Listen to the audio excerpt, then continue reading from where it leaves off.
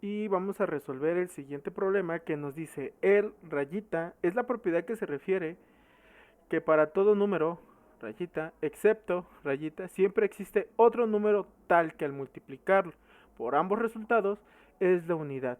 Básicamente, este problema o esta definición es la definición de un número recíproco o el inverso multiplicativo, ¿vale? Cualquiera de los dos.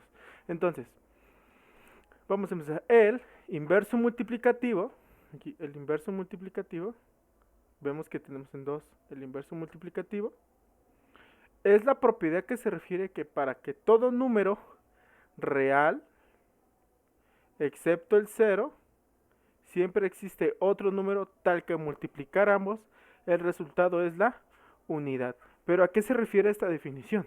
Recordemos que cuando nosotros tenemos un número y le vamos que nos digan, encuéntrame el recíproco o cuál es su inverso multiplicativo de ese número.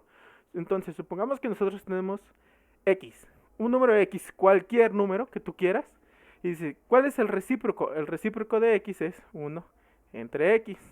Otro número 5, su recíproco es 1 entre 5. Otro número, no sé, el 100, su recíproco es 1 entre 100. Ok, ya tenemos al número y a su recíproco o su inverso multiplicativo.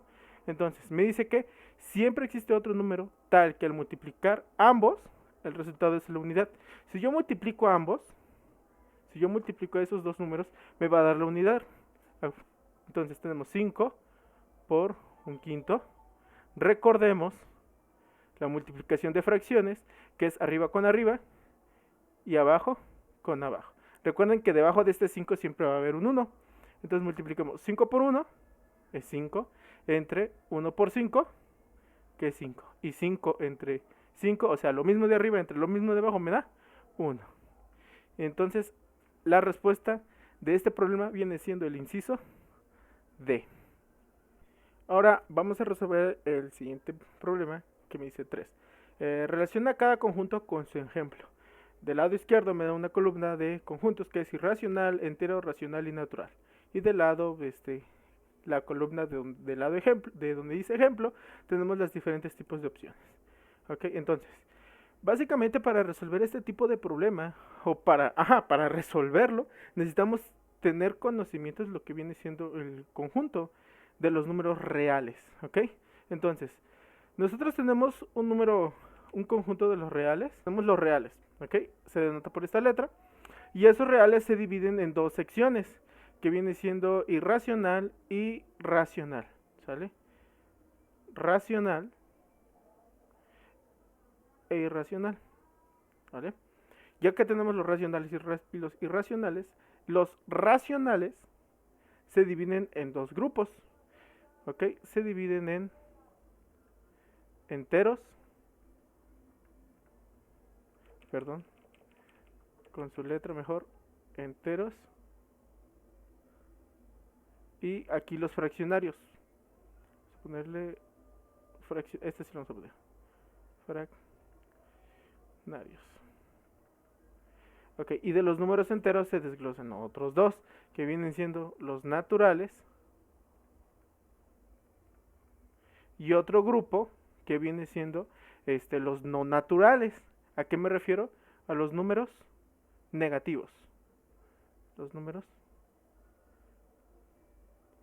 negativos. Ok, entonces, con esto básicamente ya podemos resolver el problema que me dice. Vamos a empezar entonces desde los reales, ¿ok? Los reales son todo este conjunto es todo este conjunto. Los irracionales son aquellos números que tienen decimales no periódicos. ¿A qué me refiero que sean? Puede ser raíz cuadrada de 2, que es el más común, el número pi, que también es común, pero ¿a qué se refiere con que no sean periódicos? Por ejemplo, nosotros tenemos este siguiente nombre, es 1.1, 2, 1, y después otra vez 1, 2, 1 y otra vez 1. O sea, si se dan cuenta, aquí está, se va repitiendo periódicamente.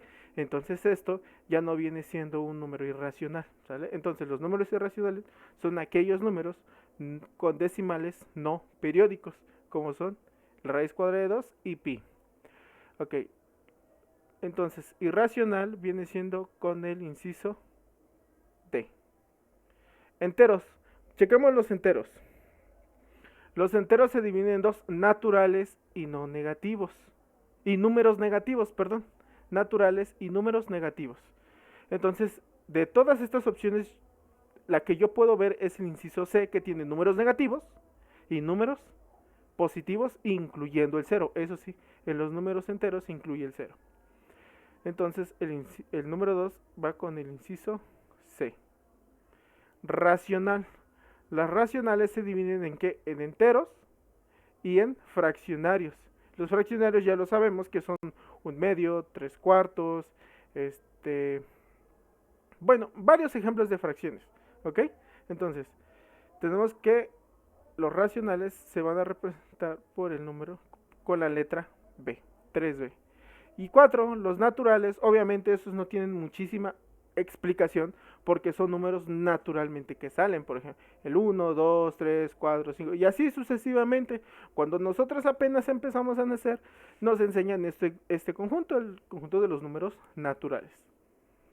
Entonces el 4 sería el inciso A. Entonces tenemos que es 1D, tenemos que es 2C, tenemos el 3B, y tenemos el 4A. Excelente. Entonces vamos a buscar 1D, 2C, 3B y 4A. Y nos damos cuenta que la respuesta de este problema es el inciso C.